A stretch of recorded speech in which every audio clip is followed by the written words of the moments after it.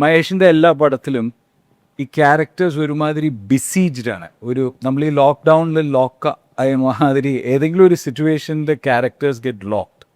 അതിൻ്റെ ഉള്ളിൽ നിന്ന് അവരെ എസ്കേപ്പ് ചെയ്യാനുള്ള ഒരു സിറ്റുവേഷനാണ്. ഇതിൽ he manage to get the protagonist, antagonist, side characters, everybody is struggling to get out and ഒരു സർവൈവൽ മോഡിലേക്ക് പോവാണ്.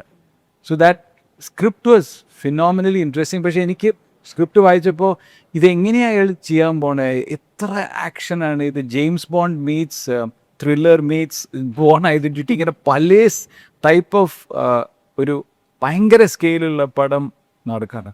അതിൻ്റെ ഉള്ളിൽ ഒരു ചെറിയ പാട്ട് കിട്ടുന്നത് തന്നെ, you know, if you get a junior artist role also it's okay.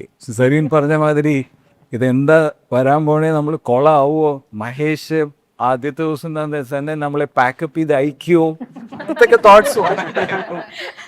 അപ്പം ഇവിടെ ഇരിക്കണ കൊണ്ട് ഞാനും ചിലപ്പോൾ പാസ്സായി എന്നാ തോന്നുന്നു. സെറീവിനോടാണ് ക്വസ്റ്റ്യൻ. കാരണം പേഴ്സണലി ഞങ്ങൾക്ക് ഭയങ്കര ഹാപ്പിയാണ് സെറീനെ ഈ ഒരു പ്രോജക്റ്റിൽ കാണുന്നതിന്. കാരണം കരിയർ സ്റ്റാർട്ട് ചെയ്ത ബേബി ഒരു 6-7 ഇയേഴ്സിനുള്ളിൽ തന്നെ ഒരു മൾട്ടി സ്റ്റാർ മൂവിയിൽ ഒരു മെയിൻ ക്യാരക്ടർ പോർട്രേ ചെയ്യാനായിട്ട് പറ്റുക എന്ന് പറഞ്ഞാൽ വലിയൊരു ഭാഗ്യമായിട്ടാണ് തോന്നുന്നത് അല്ലേ? So how was that experience? കാരണം ചാക്കോച്ചിനൊക്കെ ഓൾറെഡി 2020 ആ ഒരു വലിയൊരു ഗ്യാങ്ങിന്റെ കൂടെ എന്തായാലും പെർഫോം ചെയ്ത് പല എക്സ്പീരിയൻസ് ഉണ്ട്. ഹരികൃഷ്ണൻ സോട്ട്, യെസ്. പക്ഷെ സെറീനെ നോക്കുമ്പോൾ ആ മുഖത്തെ തന്നെ നമുക്ക് ഒരു എക്സൈറ്റ്മെന്റ് കാണാൻ പറ്റുന്നുണ്ട്. So how was your journey through out the working with patriot? Excitement ഉണ്ടെങ്കിലും ഞാൻ ആദ്യം സെറ്റിലേക്ക് കയറുമ്പോൾ കുറച്ച് ഇന്റിമിഡേറ്റിംഗ് ആയിരുന്നു. കാരണം ഒരു മിസ്റ്റേക്സും ഇല്ലാതെ നമ്മുടെ you have to put your best foot forward, ഏറ്റവും നല്ല പെർഫോമൻസ് തന്നെ ഫസ്റ്റ് ടേക്കിൽ സംഭവിക്കണം എന്ന പ്രഷർ കൊണ്ടാണ് ഞാൻ സെറ്റിലേക്ക് കയറിയത്. പക്ഷെ ആ പ്രഷർ കൊണ്ട് പെർഫോം ചെയ്താൽ നമുക്ക് നല്ലൊരു പെർഫോമൻസ് കൊടുക്കാനും പറ്റില്ല. അപ്പോൾ അങ്ങനെ ഒരു ലേണിംഗ് എക്സ്പീരിയൻസ് എനിക്ക് ഇതിലൂടെ ഉണ്ടായിരുന്നു. And with so many extremely good talented actors, and they're also good human beings, വളരെ ജനറസ് ആയ കോ ആക്ടേഴ്സും കൂടിയാണ്. So ya, what more can you ask for? എല്ലാവരോടുമായിട്ടുള്ളൊരു ചോദ്യമാണ്. അപ്പോൾ ഈ അടുത്ത് അവരോടും കൂടെ ഉണ്ടോ? അല്ല, ഇവരില്ല, മാത്രം. ഈ അടുത്ത് ബിപിൻ ചന്ദ്രൻ എഴുതിയ, മമ്മൂക്കയെ പറ്റി എഴുതിയ മഹാനടൻ എന്നുള്ളൊരു പുസ്തകം വായിക്കേണ്ടായി. അപ്പം അതിനകത്ത് MT ഇദ്ദേഹത്തെ പറ്റി പറയുന്നൊരു ഭാഗമുണ്ട്. അതായത് നായർ സാബ് എന്നുള്ള സിനിമയുടെ ഷൂട്ടിംഗ് നടക്കുകയാണ്. അപ്പോൾ ഇദ്ദേഹം ഇങ്ങനെ മിലിറ്ററി വാക്ക് ചെയ്ത് നടക്കണമല്ലോ. അപ്പോൾ മമ്മൂക്ക മിലിറ്ററി വാക്ക് ചെയ്ത് നടക്കുന്നത് കണ്ടിട്ട് ഒരു പട്ടാളക്കാരൻ അദ്ദേഹത്തെ നോക്കി ചിരിച്ചു. അപ്പോൾ മമ്മൂക്ക വന്നിട്ട് പറഞ്ഞു, എന്നാൽ ഇത് ശരിക്കൊന്ന് മിലിറ്ററി വാക്ക് ഒന്ന് എനിക്ക് ശരിക്കും കാണിച്ചു തരൂ എന്ന് പറഞ്ഞു. അപ്പോൾ ഇദ്ദേഹം ഇത് കാണിച്ചു കൊടുക്കുകയും പിന്നെ ടേക്കിന് മമ്മൂക്ക ശരിക്കും പ്രോപ്പറായിട്ട് മിലിറ്ററി വാക്ക് നടത്തിയിട്ട് അവിടെയുള്ള പട്ടാളക്കാർ മൊത്തം കൈയടിക്കുകയും ചെയ്തു. അതാണ് മമ്മൂക്കയുടെ അധ്വാനം. സൂക്ഷ്മ നിരീക്ഷണങ്ങളിലൂടെ അഭിനയത്തെ കണ്ടുപിടിക്കാനുള്ള അദ്ദേഹത്തിന്റെ സിനിമാ വിദ്യാർത്ഥിയാണ് അദ്ദേഹത്തിന്റെ വിജയം എന്നൊക്കെ പറയുന്നത്.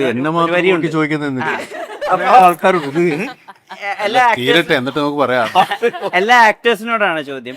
ഇപ്പൊ കുറഞ്ഞ സമയം കൊണ്ട് വേണം നിങ്ങൾക്ക് പല കാര്യങ്ങളും പിക്ക് ചെയ്യാൻ. ഇപ്പം മമ്മൂക്ക നായർ സാഹിബിന്റെ എക്സാമ്പിൾ അവിടെയാണ് സെറ്റ് ചെയ്യുന്നത്. നമ്മൾ എനിക്കൊരു ഇതുണ്ട്, ഞാൻ ഓപ്പോസിറ്റാണ് ചെയ്തത്. I directed Mammootty as A military officer without A leg. Yes, അതിലെന്താ ചെയ്യാന്ന്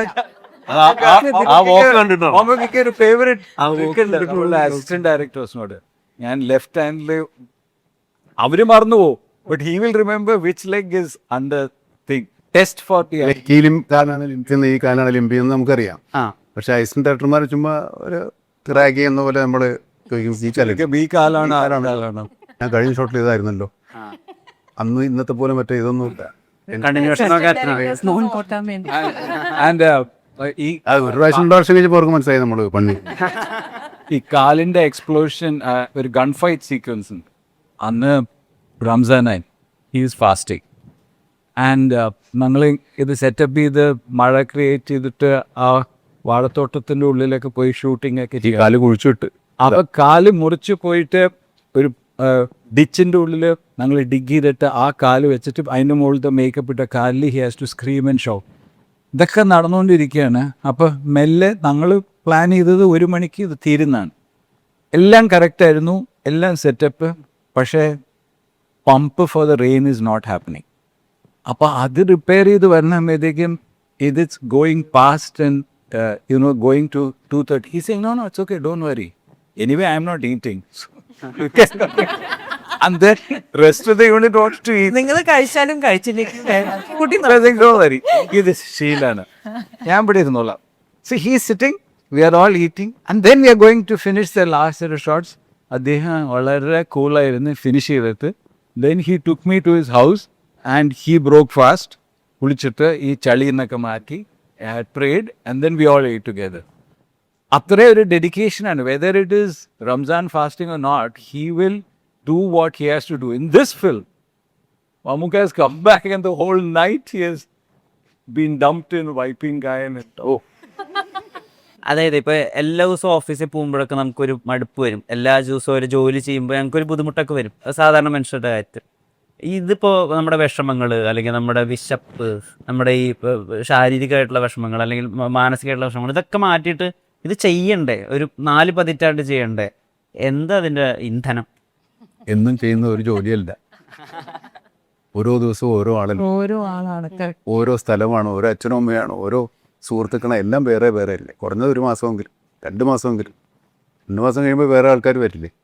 അത്രയും വെറൈറ്റി വേറെ ജീവിതത്തിലൊന്നും.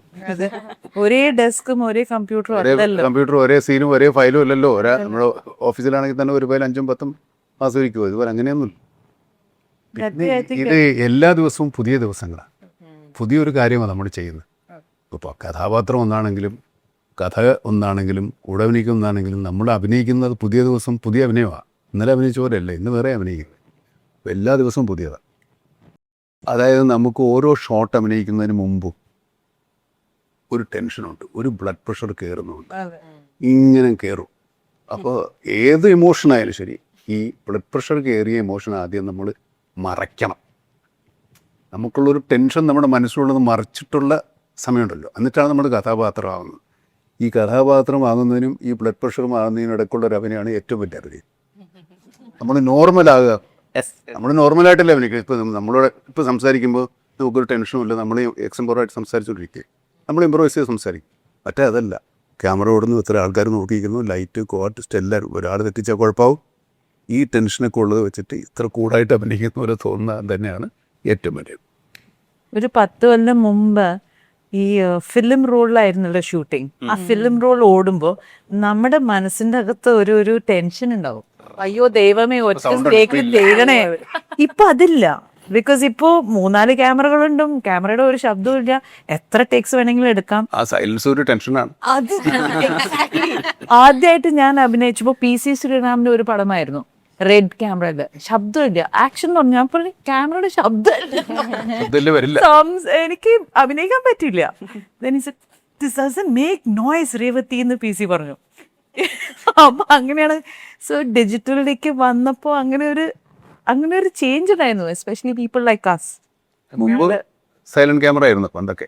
ആദ്യം മിച്ചൽ ചാക്കോച്ച, ഈ സ്ഥിരമായിട്ട് ചെയ്യുന്ന കഥാപാത്രത്തിൽ നിന്ന് മാറ്റി ചെയ്യാന്ന് ആലോചിച്ച് തുടങ്ങുമ്പോഴാണ് ഈ ഒന്ന് സിനിമയിൽ ചാക്കോച്ചന്റെ ഒരു സീരിയസ് ആയിട്ടുള്ള നടനായിട്ട് അക്സെപ്റ്റ് ചെയ്യുന്നത്. ഇപ്പൊ ചോക്ലേറ്റ് ബോയിൽ നിന്ന് ഇപ്പോഴത്തെ നടനിലേക്കുള്ള ഒരു മാറ്റം ഞങ്ങളിപ്പോൾ കണ്ടുകൊണ്ടിരിക്കുക കുറച്ച് വർഷങ്ങളായിട്ട്.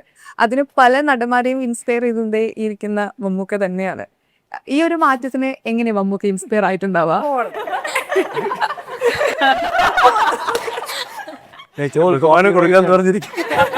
മമ്മൂക്കൊക്കെയാണ് കോപ്പി റൈറ്റ്. അതിപ്പോൾ മലയാളികൾ ഇപ്പം എൻ്റെ ജനറേഷൻ തൊട്ട് നോക്കുകയാണെങ്കിൽ തന്നെ നമ്മൾ കണ്ടു വളർന്നിട്ടുള്ള 2 പ്രതിഭകളാണ് മമ്മൂക്കയും ലാലേട്ടനും.